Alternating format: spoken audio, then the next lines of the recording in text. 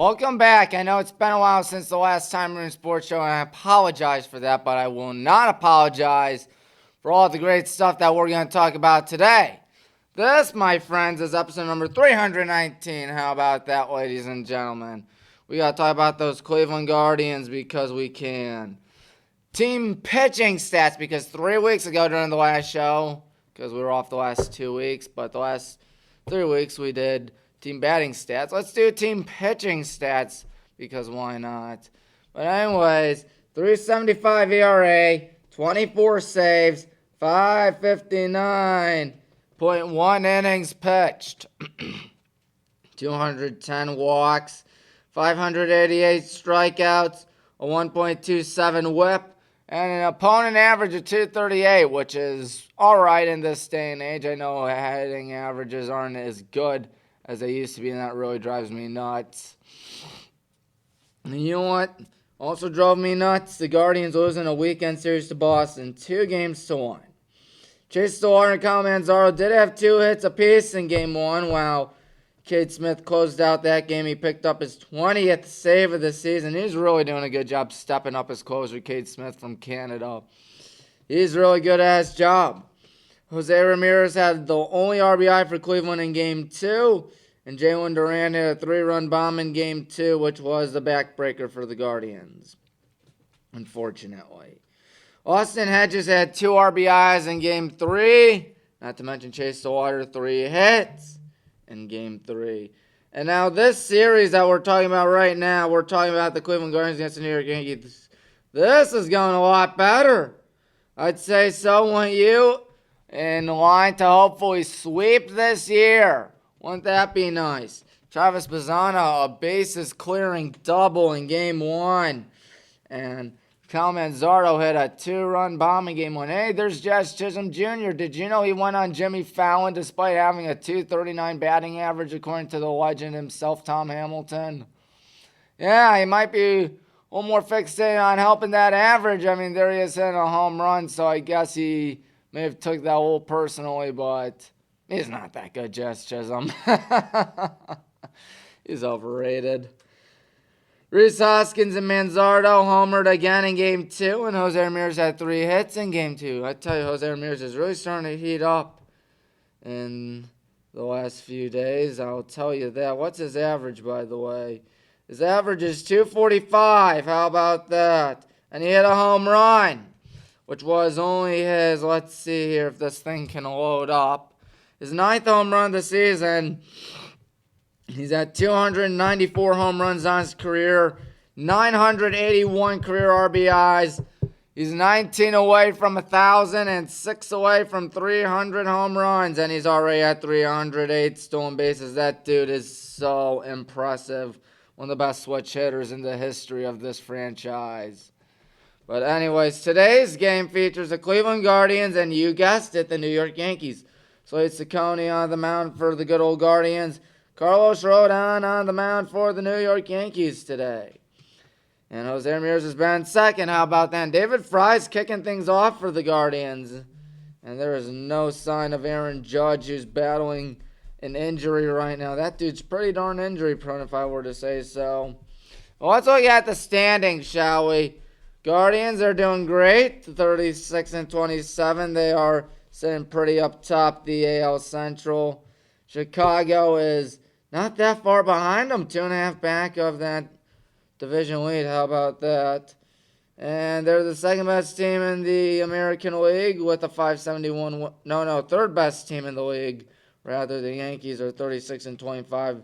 The Guardians are 36-27. And the Tampa Bay Rays are 36-23. Ain't nobody catching the Atlanta Braves unless you're a Los Angeles Dodger fan. Then you have a good shot at catching them. Because the Dodgers are 40-22 and the Braves are 42-20. Is that good? I think it's good. Yeah, that's good, unfortunately.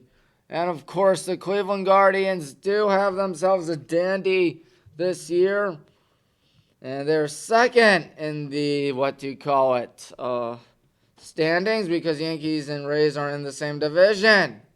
If the season ended today through approximately, 36 plus 27, let me Do the simple math on that. That would be 63 games. So we still got 100 games left in the season for the Cleveland Guardians. Let's hope they go well.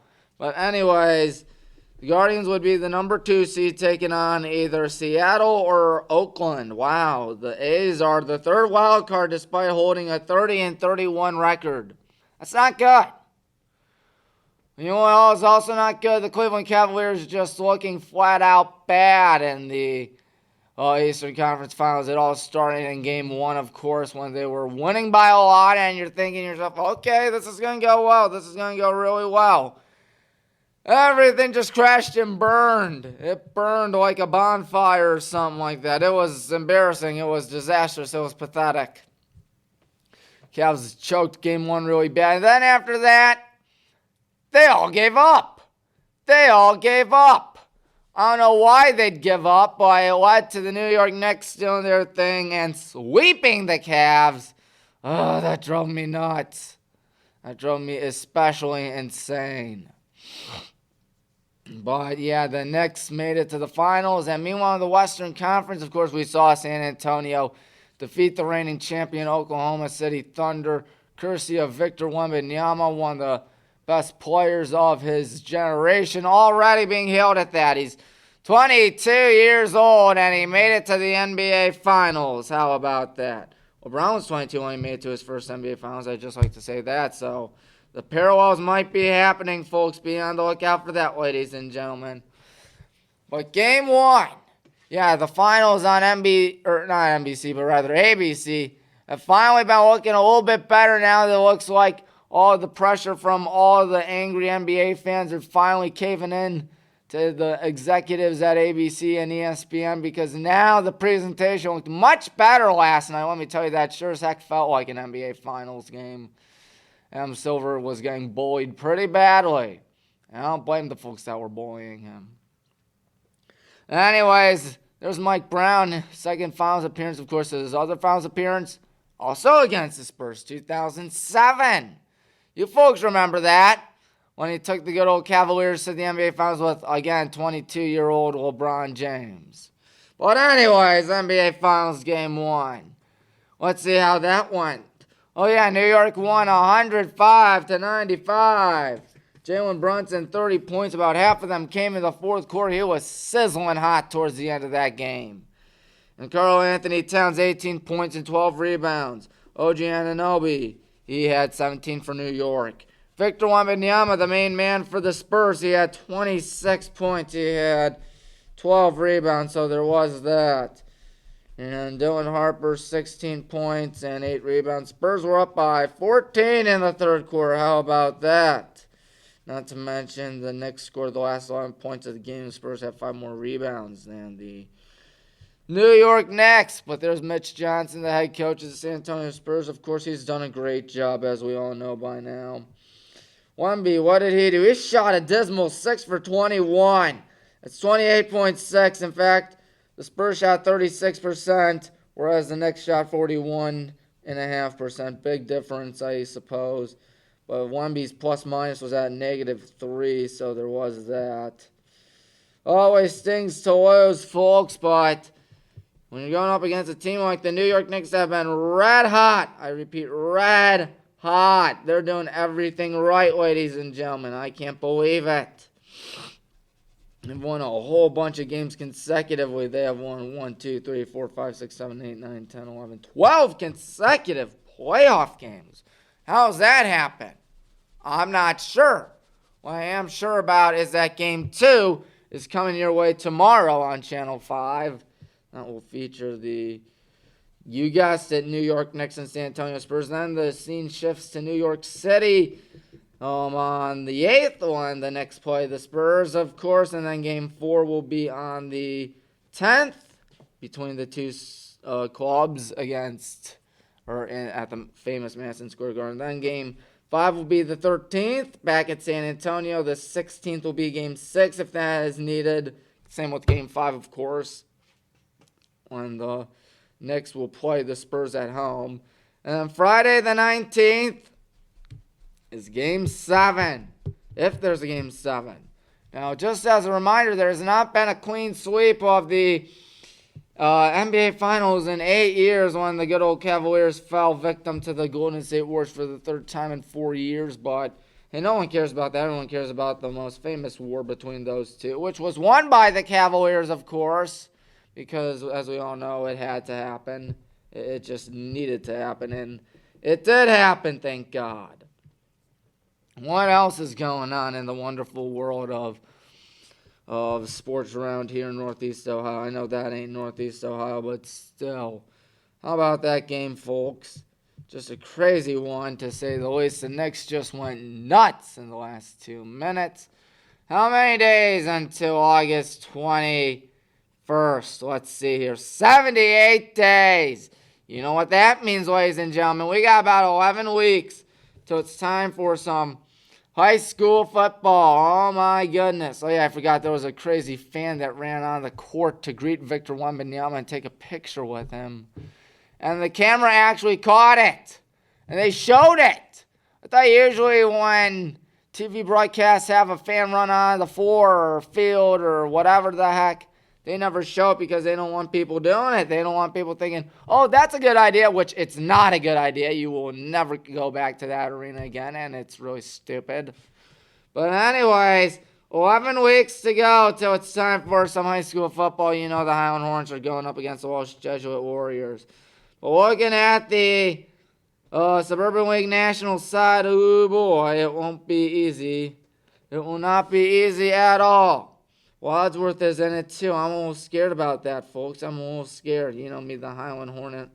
On the American side, you got Aurora, Barberton, Brecksville now in football. Copley, Kenston, Mayfield, Revere, and Twinsburg. What about us, folks? What about our national side? Let me tell you for a second. Highland, Hudson, Medina. Of course, Highland, Medina joining. Nordonia, North Royalton, Solon, Stowe, and Wadsworth. So there is that. Yep, it's been a lot of fun over this offseason. Unfortunately, the Hornets season came to a very frustrating ending. Of course, losing to Walsh in baseball. That one hurt like crazy, but it is what it is, I suppose. It's going to happen, I guess. I mean, you're not going to win it all every year, but still, you got to limit it. I am disappointed, but what are you going to do? But yeah, fall sports are coming up in about 70 days from now or something like that. Good golly, that's 10 weeks of absolutely nothing in high school sports. 10 weeks. What the heck am I supposed to do? I don't know. I tell you what I'm going to do. I'm going to rattle off some picks and predictions, I ought to say. Not picks, not Tommy's picks, but rather Tommy's predictions for high school football in the year 2026. That is going to be a lot of fun. Hopefully we have what it takes to win Region 5. Yeah, we're in Region 5 now, the Highland Hornets. So are the Wadsworth Grizzlies. So are VASJ. And so are a bunch of crazy schools in Division 2. Scariest region of them all. I'm pretty sure we all know that by now. I'm a little nervous about the season. Maybe it's good nerves. Maybe it's bad nerves. You know, opening up against Walsh Jesuit, it's going to be kind of scary. But anyways, that's it. I got nothing else left to say here on Time Run Sports Show on WCTV in Wadsworth, Ohio, except for the fact that you guys subscribe to my YouTube channel, because there's literally nothing going on. Nothing going on for about 10 weeks. Holy cow, that's not good. But anyways, as I was saying, I'm at 984 subscribers on YouTube, hoping to reach 1,000 before the Walsh Jesuit football game. That would be nice. But anyways, time around here thanking you folks. Yes, you folks for watching. I'll talk to you hopefully next week. See you then. You are watching WCTV, Wadsworth Community Television.